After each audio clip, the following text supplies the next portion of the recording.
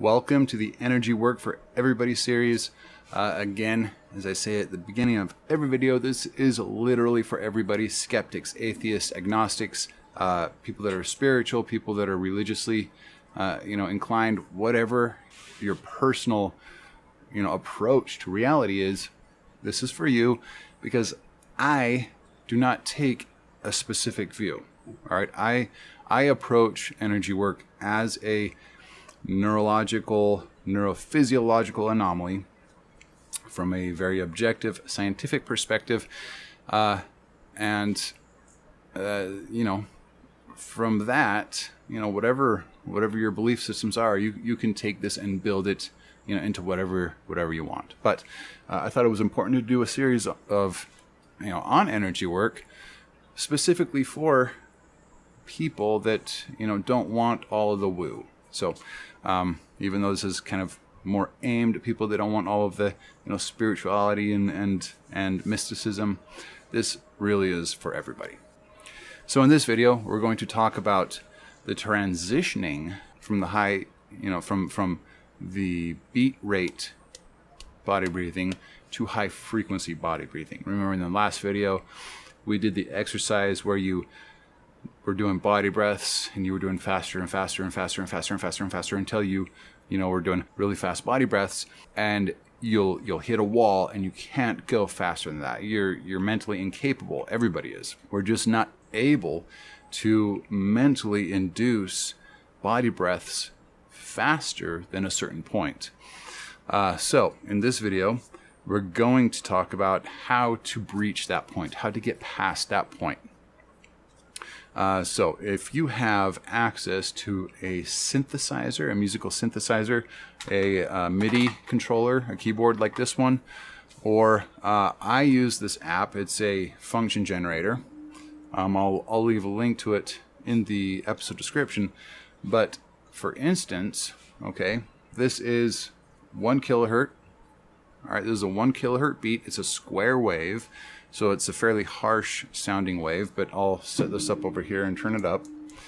So this is 1 kilohertz, and keep in mind the beating you hear from this is twice what the rating is, because you're dealing with the full wavelength, right? From the over, the peak, trough. You're doing the peak and the trough back to baseline. All right, so you're going to hear 2 beats in the time of 1 hertz, or 1 beat per second. So if I wanted to make sure that I heard only 1 beat per second, I'd have to pull it down to 1/2 hertz, which actually would sound like, okay, this is 1 hertz.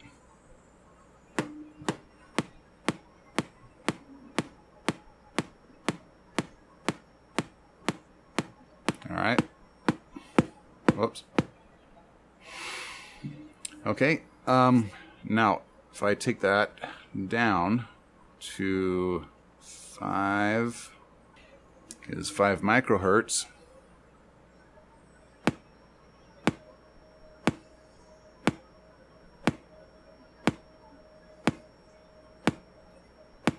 Okay, now you can imagine doing a body breath with this, right? You're going,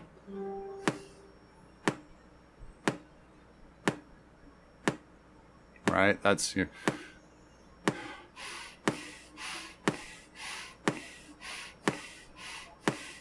okay. That's a fairly fast-paced body breath, right? Typically you want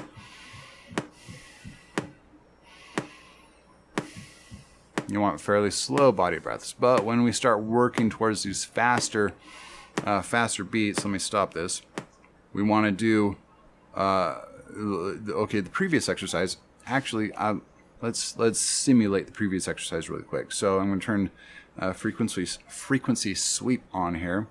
We'll do start at 1 microhertz, stop at 100 hertz, and we'll do that within 60 seconds. All right. So I'm going to actually turn this one down a little bit because it gets kind of loud once it gets into the higher frequencies. All right, so this is from 1 microhertz to 100 hertz. within 1 minute. Okay, ready?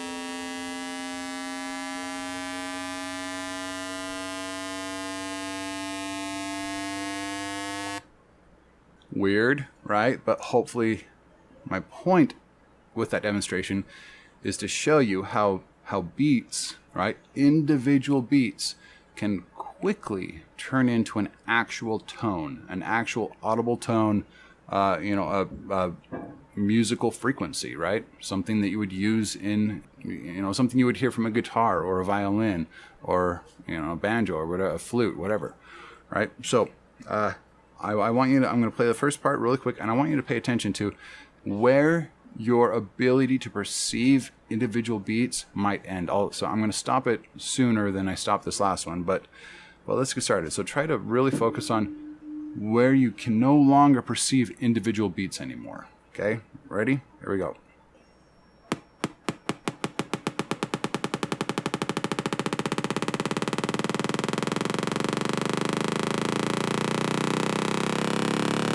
Where to go? Okay, so it happens rather quickly, right? Again, that was 1 microhertz to 100 hertz within 60 seconds, so it progresses pretty quickly. But my point is at some point, your individual beats just don't exist anymore. Your mind perceives it as a tone instead of a beat. Okay, so to kind of differentiate, there's two borders we're looking at here. The first one is perceptive. Okay, how many beats can you literally perceive the individual beats until you just can't anymore, right? That's probably going to be between 20 and 25 hertz. So let's do 25 hertz. Now listen, this is 25 hertz. Okay, it's pretty close to the border of what you can perceive as individual beats. You can distinguish the kind of jaggedy shape of that sound, right? But you can't really, you can kind of tell that there's individual nodes, but you can't really zone in or focus in on each individual node. Now, if we bring this down to, let's say, 15 hertz, it's a bit of a different story. Right, they're more distinguished. You can hear the individual nodes. I don't know that you would be able to count them, if you were trying like one of the records. I don't think you would be able to do that. So first you lose your ability to count them individually, right? And then you begin to lose your ability to distinguish the individual beats. And then just past that, you lose your ability to detect them at all whatsoever. It just turns into just an actual tone. So to emphasize this, we're going to stop doing the square waves and use the sine waves. Sine waves are softer, and trust me, you don't want to try to infuse the sound of a high frequency square wave into your tactile feedback system. It's harsh, and you'll walk away with a headache, guaranteed. You'll walk away feeling weird and disassociated, and you will probably get a headache. So we're going to do sine waves. Now this is 15 hertz sine wave, pretty low, too low to audibly hear. Square waves are a little different because they're just up and down. It's binary. It's, signals there, signals not. There's no ramping up and then ramping back down. Let's do 50 hertz sine wave. You can start to feel that one. Can you hear that?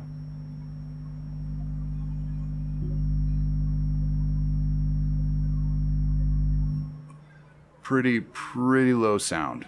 Pretty low sound. If we bump it up to 100 hertz and hit that one, you can hear that one a little bit better, right? Okay. Let's do 200 hertz. All right. Now, if we did a sine or a square wave, this might be hard to listen to. Just forewarning you. Yeah, not the best sound in the world. That's why I don't recommend using square waves. They're very harsh.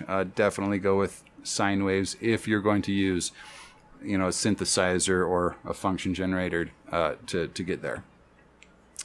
Okay, so we know that we lose our ability to really, well, first of all, to count them somewhere in the 15 to 20 hertz range. And then we lose our ability to distinguish the individual beats somewhere in our, 25-ish range, 30-ish range, something like that, 30 hertz. Okay, so between, 25, 30 up to, say, 50 or 60 or something like that, it just stops being individual beats and begins to be a tone. For me personally, what I have found when I'm working on, full relaxation, getting into the MABA state, instead of doing body breaths, individual body breaths, okay, what you want to do is get either a speaker like this, or if you have a subwoofer with your stereo at home, whatever the case is, something like this would probably, help a lot. And you just want to set it at a fairly low frequency. So I'm going to go back to sine waves, and I'm going to, punch in, let's do 80 hertz. Okay. Pretty low. I might turn it down a little bit. And I'm just going to take this, I'm going to push it up against my body. Very distinct sensation, all right? If you've ever been to a club, right, and or even a concert, and you've been up front by the stage and stood right in front of the big subwoofers up there, your whole body is just energized with the deep bass tones. Like, you can feel it throughout your entire body. That's kind of the same thing we're going to attempt to do. So find a nice, calming, low frequency, something that you can jive with. Let's go. I'm going to go down to 50 hertz. That's almost like, I don't know if you can hear that. I can definitely feel it. Like a light massage-ish chair kind of a feeling. And I'm going to hold it to my chest, to my stomach, right, to my legs, my arms. And just like when we first started learning energy work, right, with the papers and the feathers and the pencils and the sticks and everything, I'm going to memorize that vibratory sensation. And I'm going to play with a couple of different tones. We'll do 50 hertz, then we'll do 100 hertz, 75 hertz, right? Go up to 500 hertz. It probably not going to be super comfortable to do something that high pitched, but just play around with the frequencies and reproduce the sensation. So no longer are you trying to do individual. So I guess I'm gonna have to finish this with my cell phone. My camera just died on me. I'm just gonna have to get that fixed. Okay, so what was I saying? No longer are you trying to do individual body pulses. Okay, you're not trying to do individual body pulses like, right? Now you're just trying to induce that sensation into your body, you're into your energetic, tactile feedback systems. I have found that some of the lower frequencies, and I'm sure it's going to be different for everybody, but some of the lower frequencies actually quicken and amplify your ability to get into the MABA state. There have been a few times where I wasn't even fully relaxed. I had not performed a body scan. I had not gone through and relaxed everything. I just laid down, and started to induce some low frequency, I suppose high frequency, lower high frequency body practices, right? Not body pulsing, not energy pulsing, but frequency work, right? And probably something, in the 75 hertz range. And within minutes, typically, and usually it takes about 15 minutes of relaxation and meditation for you to even get to the point to where you can enter the MABA state. For some reason, these frequencies really help jumpstart that. It took me a minute and a half to a couple minutes, and of just body frequencing, just inducing a kind of a higher body frequency. So again, like 75-ish hertz. And again, it's going to be different for everybody. I can almost guarantee that. But yeah, a minute and a half, 2 minutes, and I was, free falling and floating and twisting and turning in null space, like what happens at the beginning of the MABA state. So again, I didn't get into the MABA state, just to let you know. It didn't take me into the MABA state, but it got me into that weird front zone where the MABA state is starting to kick off. So yeah, there you go. That's your practices, or that's your energy practice for the next little while. And this is kind of the height of this part. There's still a lot more. There's interoception. There's using what we've learned here with interoception, with proprioception, visual, audio, all sorts of stuff. But I think you've got the tools to just kind of experiment and do different things. Different left and right pulsing, where you pulse your left side of your body and then your right side and then your left side and your right side. But right now you have the tools to just kind of create things and do things and experiment and keep a log and figure out what does what and how things work and what sort of sensations that you can induce can produce what kind of effects. So as far as body breathing goes, I think we've touched. I think we've kind of capped this one off. Now there are exercises that include that body tactile sensation that I wouldn't consider body breathing, that we were also going to be talking about in other videos. But as far as the actual practice of body breathing, you've got everything you need. From here on out is just kind of being creative and being careful. Of course, if you start getting headaches, if you start feeling weird, if things aren't going great, don't push it. Don't try things that cause bizarre sensations that don't make you feel good. Okay, just be careful. Love yourself. You know what I mean? Don't do things that's going to hurt you. If you notice any sort of behavioral changes in yourself, take a break for a second, that sort of a thing. Okay. And I'd be interested to know what other things you guys have experienced. So that's it for the body breathing section of this series. So in the next video, we're going to go down a bit of a different path. But what we've already been talking about is going to be helpful. So keep practicing, and yeah, I will see you guys in the next video when we start an all new journey. Take care. Bye-bye.